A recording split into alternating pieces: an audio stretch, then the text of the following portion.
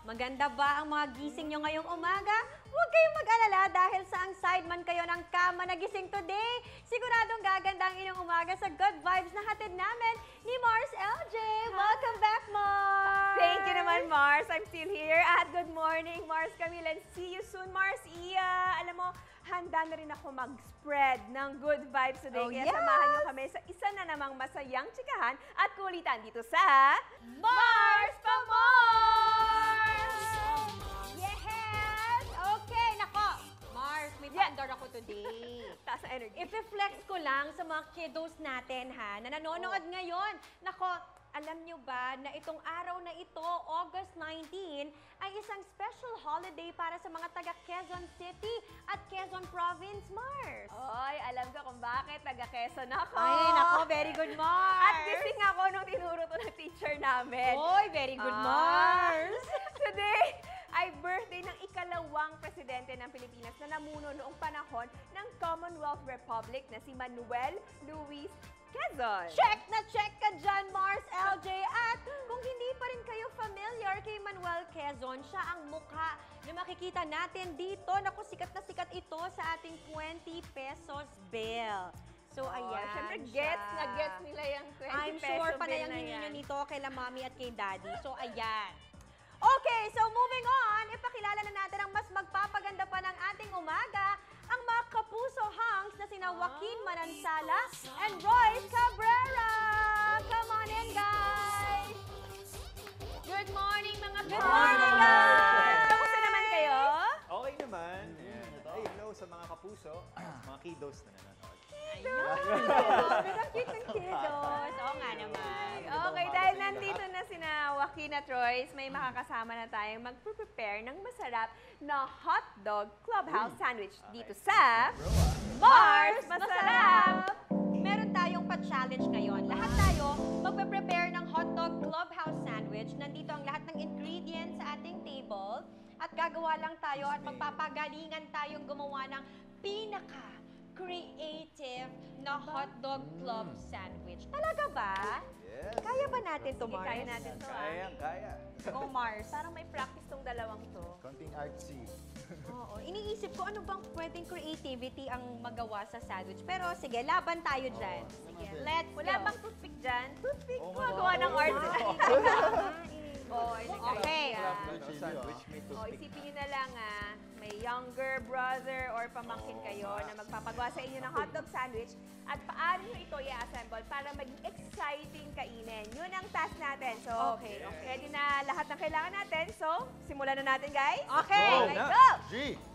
Kaloka tong challenge na to, ha? Pero sana may toothpick.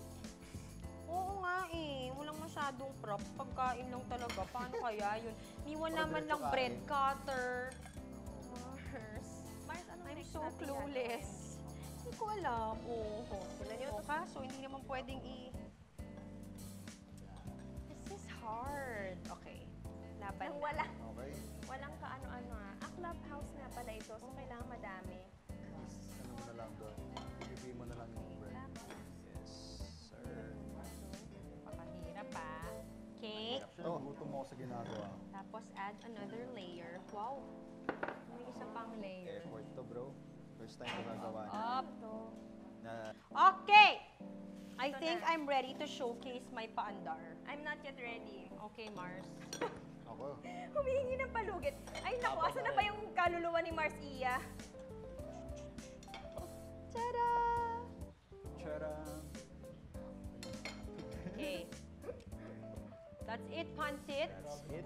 How are you over there, mga bars? Okay, sino una magkukwento ng kanyang sandwich? Go! Ladies first. Kailangan Ladies pala ng first. kwento. Talaga ba? Ladies first. Okay, okay. Mars, sino mauna sa atin? Mauna ka na, Mars. Okay. Itong aking sandwich ay inspired by the famous jeepney.